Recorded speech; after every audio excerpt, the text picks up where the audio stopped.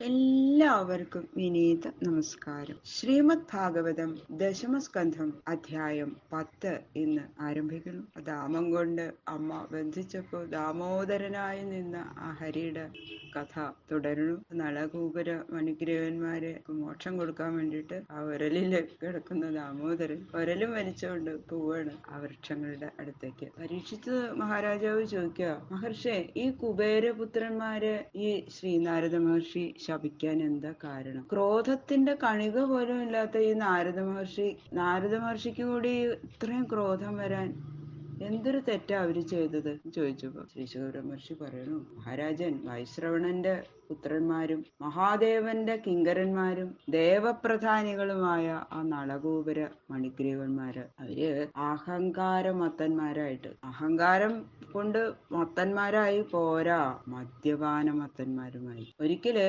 മധുരാമത്തന്മാരായ അവര് അപ്സര സ്ത്രീകളോടുകൂടി ഗംഗാനദിയില് നഗ്നരായിട്ട് കൂത്താടുകയായിരുന്നു. ഭഗവാന്റെ പ്രേരണ കൊണ്ട് തന്നെ ഭഗവത് പ്രേരിതനാണ് നാരദ മഹർഷി യാദൃച്ഛികമായിട്ട് അവിടെ വന്നു, അതിൽ കൂടെ പോവുമായിരുന്നു. അപ്പോ അവര് നാരദ മഹർഷിയെ കണ്ട ഭാവം നടിച്ചില്ല, വിളിച്ചു നിന്നു. വൈശ്രവണപുത്രന്മാരുടെ ആ സ്ഥിതി കണ്ടിട്ട് നാരദ മഹർഷിക്ക് വളരെ വിഷമം തോന്നി. അവരുടെ പേരില് അതിയായിട്ടുള്ള കരുണയാണ് തോന്നിയത്. ഐശ്വര്യം കൊണ്ടും മധുര കൊണ്ടും മത്തന്മാരായ ഇവരെ ഇനിയിപ്പോ ഉപദേശിക്കുകയാണ് വേണ്ടത് വിചാരിച്ചു.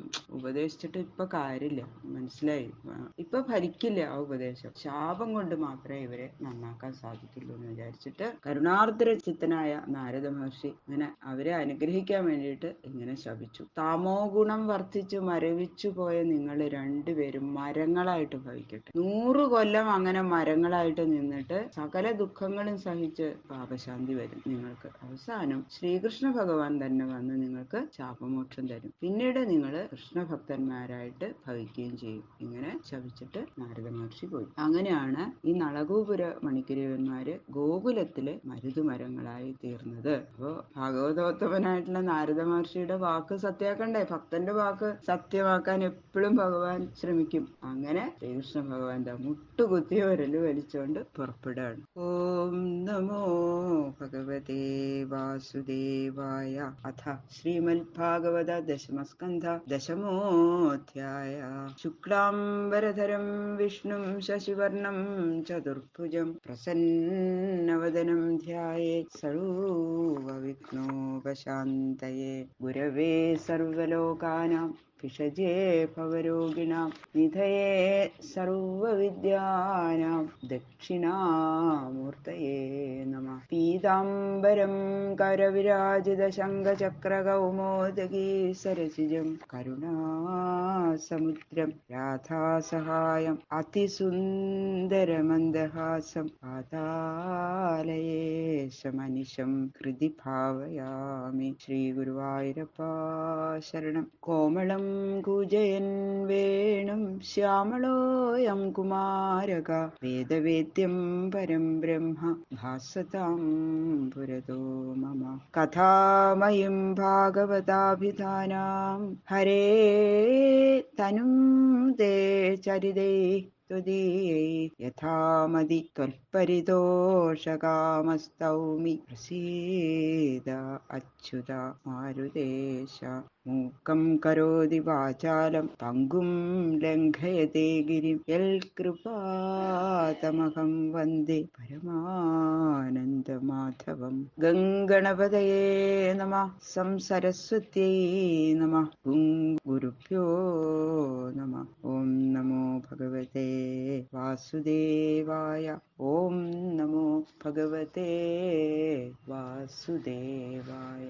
ശ്രീരാജോവാച കഥ്യതാം ഭഗവന്നേതത്തയോ ശാപസ്യ കാരണം യത്തത് വിഗർഹിതം കർമ്മ യേന വാ ദേവർഷേസ്തമഃ. അവിവേകം നിമിത്തം നിന്ദ്യകർമ്മം ചെയ്യുമ്പോൾ മഹാന്മാർക്കും ക്രോധം ഉണ്ടാവും. അപ്പൊ മറ്റുള്ളവരെ അനുഗ്രഹിക്കാനായിട്ട് ജീവിതം ധരിച്ചു ജീവിച്ചിരിക്കുന്ന ആ മഹാന്മാര്, നാരദ മഹർഷിയെ പോലെയുള്ളവര്, അപ്പൊ അവര് അവിവേകത്തെ നശിപ്പിച്ച് അനുഗ്രഹിക്കാൻ വേണ്ടി ശപിക്കും. അത് നന്നായിട്ട് അനുഭവിച്ചിട്ടുണ്ട് പരീക്ഷിത്ത്, അല്ലെ മഹാരാജാവ്. അങ്ങനെ അപ്പൊ ആ ശാപത്തിന്റെ കാരണത്തെക്കുറിച്ച് എന്ത് തെറ്റാ അവര് ചെയ്തതെന്ന് ഋഷുക ബ്രഹ്മർഷിയോട് ചോദിക്കുകയാണ്. ഹേ ഭഗവൻ, കുബേരപുത്രന്മാരായ ഈ 2 യക്ഷന്മാര് ഇങ്ങനെ വൃക്ഷങ്ങളായിട്ട് ഭവിക്കത്തക്ക വിധത്തിലുള്ള ശാപം നൽകാൻ മാത്രം ക്രോധം നാരദ മഹർഷിക്ക് കൂടി ഉണ്ടാവാൻ എന്താ കാരണം? അങ്ങനെ എന്ത് നിന്ദ്യകർമ്മ അവര് ചെയ്തത്? ഇത് കരുണ ചെയ്ത് ഞങ്ങളോട് പറഞ്ഞു തരണേ എന്ന് പറയുന്നു. ഇന്ദ്രിയങ്ങളെ ജയിച്ചിരിക്കുന്ന മഹാജ്ഞാനികളാണ് ഋഷികള്, അല്ലെ? അവരിൽ വെച്ച് അതിയോഗ്യനും പരമഭക്തനും ആണ് നാരദ മഹർഷി. അതുകൊണ്ടാണ് അദ്ദേഹത്തിന് ദേവർഷി എന്ന സ്ഥാനം തന്നെ കിട്ടിയിരിക്കുന്നത്. അങ്ങനെയുള്ള ആ മഹാത്മാവിന് ക്രോധം ഉണ്ടാവണമെങ്കിൽ ഇവര് ചെയ്ത നിന്ദ്യകർമ്മം കുറെ കഠിനമായി തന്നെ ഇരിക്കണം. അതുകൊണ്ടാണ് എന്ത് നിന്ദ്യകർമ്മമാണ് അവർ ചെയ്തതെന്ന് ചോദിക്കും. ഇത്രയും ദേവർഷി ആണ് നാരദ മഹർഷി, അല്ലെ? നരന്മാരെ സംബന്ധിച്ചിരിക്കുന്നത് നാരം, അതായത് പാപം, ദ്യുതി ഖണ്ഡയതി, നശിപ്പിക്കുന്നു. അപ്പൊ നാരത്തെ നശിപ്പിക്കുന്ന ആള്, അതാണ് ശപിച്ചിട്ടും ഉപദേശിച്ചിട്ടും നാരത്തെ, മറ്റുള്ളവരുടെ പാപത്തെ നശിപ്പിക്കുന്നു. അതുകൊണ്ടാണ് നാരദൻ എന്ന പേര് ആ ഋഷിക്ക് സിദ്ധിച്ചത് തന്നെ അതുകൊണ്ടാണ്. ശ്രീശുക ഉവാച രുദ്രസ്യാനുജരോ ഭൂത്വാ സുതൃപ്തോ ധനദാത്മജോ കൈലാസോപവനേ രമ്യേ മന്ദാകിന്യാം മദോൽക്കടൗ വാരുണീം മദിരാം പീത്വാ മദാകൂർണിതലോചനൗ സ്ത്രീജനേ അനുഗായൽപി ചേരദുപ്പിതേ വനേ. ശ്രീ ശിവബ്രഹ്മർഷി പറയണു, കുബേരൻ മഹാദേവന്റെ ഉപാസകനാണ്. അപ്പൊ അദ്ദേഹത്തിന്റെ പുത്രന്മാരും ഭഗവാന്റെ സേവകരാണ്. അങ്ങനെ അവരും ഭഗവാന്റെ സേവകരായിട്ടും അത്ര യോഗ്യതയിൽ എത്തിയിട്ടും അവര് ആ മഹിമ അറിയാതെ, ഞങ്ങള് കുബേരപുത്രന്മാരല്ലേ, ഞങ്ങൾക്ക് തുല്യന്മാരാരാ എന്ന് വിചാരിച്ച് അഹങ്കരിച്ചു. ന്യായ അന്യായങ്ങളെയൊക്കെ വേർതിരിച്ചറിയാനുള്ള ആ ബുദ്ധിയൊക്കെ മറച്ച് നിന്ദ്യകർമ്മങ്ങളിൽ ഏർപ്പെട്ടുകൊണ്ട് ജീവിക്കുക അവര്.